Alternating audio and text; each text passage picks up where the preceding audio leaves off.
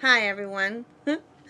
Okay, I'm PJ, and as by the title that you have seen, we're going to talk about food. So this is one thing that is needed across the board. Everybody and everything of some form, fashion, need food. So, I was in the grocery store the other day, and I was in the seafood section, and I came across a package that says imitation crab. What is that? Okay, wait. First of all, this is what I want to know. I want to know, what is the crab trying to imitate? Or what is trying to imitate a crab? How is that done? Like what is that? Like, if it's not crab meat and it's imitation, who is imitating it? Does it say? I don't think it says. I was like a little concerned about what I was gonna put in my mouth. So, this is what I don't understand. Okay, follow along. All right. So the last place I lived at, we had apples, and so they were big apple trees. We had red ones and green apples. Okay, so they would get bad. They would spoil. They would rot. Check this out. Now I want you to pay attention to what I'm saying, right? Okay. So the tree is the apple's life source, right? The tree gives it nutrients. The tree gets a little flower, and that flower turns into a little apple, and that little apple grows, and we get an apple out of it, right? Okay. Now wait. So this is what happens. An apple will spoil on the tree. It happens. I've seen it. It will spoil on its life source. It goes bad. It dies. It's done. But yet, when I go to the grocery store and I go into the fruit and the vegetable aisle, do you know what I see? Not one rotten apple. Not one. They say one rotten apple spoils the batch. Is that how it goes? One rotten apple spoils the bunch. No. That saying is gone out the window. And you know why? Because I don't never see a rotten apple. How can they stay on the shelf that long? Listen, I am not a food guru. I don't claim to be, but I just want to know how an apple can stay on that shelf for days. I don't know how long. I know people are going to say, oh, PJ, they come along and they take the bad out and that's all they're doing. Okay, well, how long does that have to take is my question. Like how long does that have to be before that apple goes bad? Because, listen, I'm going to tell you, and I know you all know, when I get an apple from the store and I bring it home, I can let that apple sit out on my countertop for days. Days. It ain't going nowhere. If I go down to my old place and I get an apple and I bring it home and I sit it on the countertop, it's going to rot really fast. It don't take it that long. So, how does it stay that long? What? And that's on our fruit, that's on our food pyramid. That's what I'm trying to say. It's on our food pyramid. You get your fruits and vegetables, and you get your protein and your, baked goods or whatever. I mean, some fat. But it's in there. You know what's not in there? Is a word that big. Something like Pjscloset something or another. I don't know how Pjscloset something is made. I don't know where that is at in my food. They always say, the first few ingredients are what's mainly in that food that you're going to consume, right? How is this the third ingredient? What is this? How is this even made? Like what is the process to make this? Dye number 5 or whatever. How do you make that? What is, honestly, where do you start? Water? Then what do you put in it? What are you concocting up in your kitchen to put in my food to make it, I guess, taste better, last longer, look pretty. I don't know. I don't know, people. I'm a little concerned about that. I'm a little concerned. Meat. Meat ain't that color. It's not that.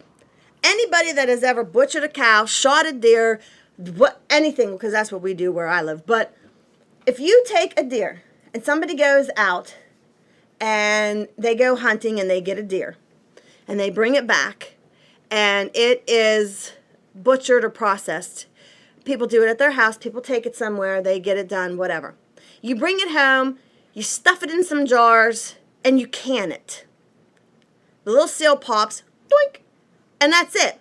You're good. You have deer meat in a can that you pull out, you throw around somewhere on some noodles or whatever, and it's done. There's no artificial anything. There's no preservatives that needs to be put in it. You put your meat in a can. Now, some people do put salt in it, which is natural. It's a natural thing. It comes from the earth. Some people put some other stuff in there, spices and whatever. Now, spices you can get, pretty much anywhere in nature. Okay, I get that. So people put some of their spices in or whatever they want to do and salt and blah, blah, blah. And they get their canned meat. I don't know where this meat comes from. I don't know what's going on there. Like, hamburger ain't pink. It's not. It's not pink. It's not pink. It's not like that. It's not that. It's just not. And we all know that they put stuff in that. So there that is. And what is that stuff? I don't even know. And how slime is made is totally beyond my comprehension. You know what I always think about? That pink stuff that apparently they're supposed to be putting in our food. That hamburger, to make it colorful. You know what I'm talking about. But anyways, apparently it's called pink slime or something like that. I'm not quite sure. I might be talking crazy, but how's that made? And the thing that kills me is I'm thinking about pink slime. And you know what I'm thinking about? Like Nickelodeon or something. Which don't get me started on how that stuff's made. But, I just don't know what that is. Like, I'm concerned about what I'm eating. Like I say, you get some deer meat, you throw them over some noodles. Listen, I know how to make a noodle. You know how you make a noodle? You go and you grow some wheat and you mush it on a grinding stone and it comes into powder. And you take that powder and you put it in a bowl and you put some water in it and you put some yeast in it. And yeast is just fungus. If you let sugar and grapes sit too long, here's what's going to happen. One, you're either going to get grape juice, or two, you're going to get grape wine. That's because yeast is a fungus, and there you go. That's what makes it rise. It's a fungus. I know that's really probably gross to think about, but it's still in nature. So that's how bread's made. I know where it's at on the food pyramid. I don't know all this other stuff, and I will tell you this. If you make homemade bread, I am not lying. God help me. If you make homemade bread and it sits out too long, not even a week, like it don't take very long. It's going to get as hard as a brick and it's going to go bad. It will do this. Now, I can buy a loaf of bread, any brand. It don't have to be a specific brand. And that bread will sit on my countertop. I don't know how long it will sit there. It takes a long time for bread to get moldy or dry up. Like, it takes a long time. Same with your apple sitting on your counter. That takes a long time. What is powdered cheese? Like, what is that? I'm not mentioning any brands. I don't want to be sued. No, I'm not sponsored. And if I was monetized, I'd probably be demonetized by now. But what is powdered cheese? How do you powder cheese? Like, I mean, I'm sure that it's kind of some hydrated, you dehydrate it like you do a plum to get a prune, or, a grape to get a raisin or something like that. I'm sure that's probably the process. But I'm just wondering, like, I can't even process how that would be processed. Like, one day they just say, yep, We're going to make some powdered cheese. Who came up with that idea? Somebody's sitting around a room one day and says, you know what? I think if I take a noodle and put some cheese on it, it'd be good. Wait a minute. If I put some powdered cheese on it. I don't understand that. I don't know. And that powdered cheese, girl, it will last a lifetime. Lifetime. You can get a box of macaroni and cheese, not saying any brand, and that will last you forever. Like, it will last through the zombie apocalypse. Do you understand me? Don't go get canned food when the zombie apocalypse happens. Don't do it. Go get mac and cheese. It will outlive any canned food. Because I will tell you this, if there's a zombie apocalypse and your can gets a dent in it and it gets a little seepy hole, you're screwed.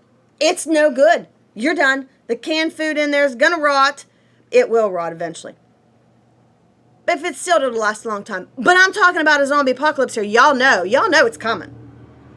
But if your can gets dent, you're screwed. You get a box of macaroni and cheese, you got smooth sailing until the end of days right there with that stuff. That's all I'm saying. So if there's a zombie apocalypse, run to the box food aisle. Don't go to the canned food aisle. Forget your fruits and vegetables.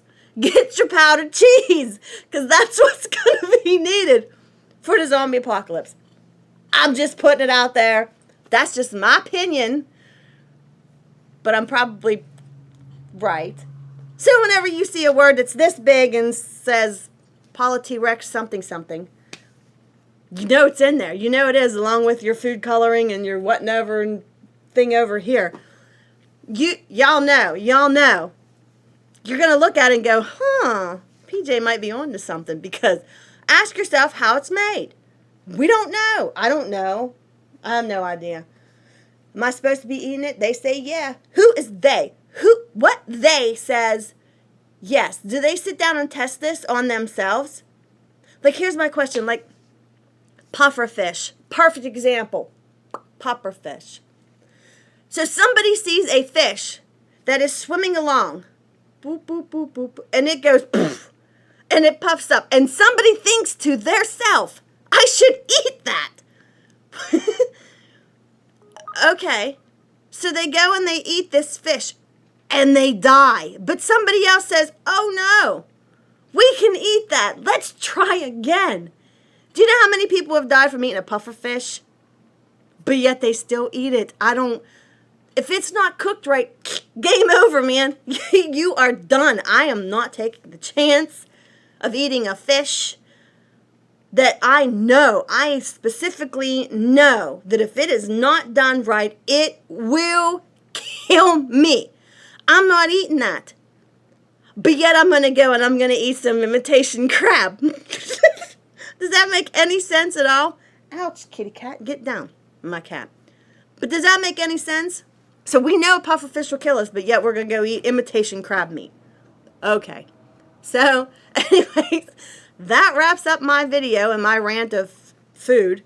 So, like I said, you just check it out. You know, maybe if you got somebody that works in a grocery store, they can tell you how long an apple will stay good on the shelf. I would really like to know that, so put that down in the comments section. Also, if you know anything about powdered cheese, let me know. And what all this other stuff is, give me some input here, because I'm a little worried. If y'all know about imitation crab, let me know what it's imitating. It could be puffer fish for all we know. So... But anyways, if you like this video, hit the subscribe button. I would really, really appreciate that. Also, there's a little bell. Click the bell. Ding. And you'll get notifications of every time I upload a video. You can also follow me on social media. I have Twitter and I have Instagram. And it's Pjs Closet101. So if you want to follow me on social media, I would greatly appreciate that too. My cat is also underneath me playing with his ball. Yes. I think that's about it. I also have another channel, and it's Pjs Closet. If you want to hop on over there and subscribe to that channel, we do some crafting and some sewing and a little bit of everything over there with that stuff like related to that, not food rants. But yeah, hit that subscribe button, and I'll see you on the next one. Bye.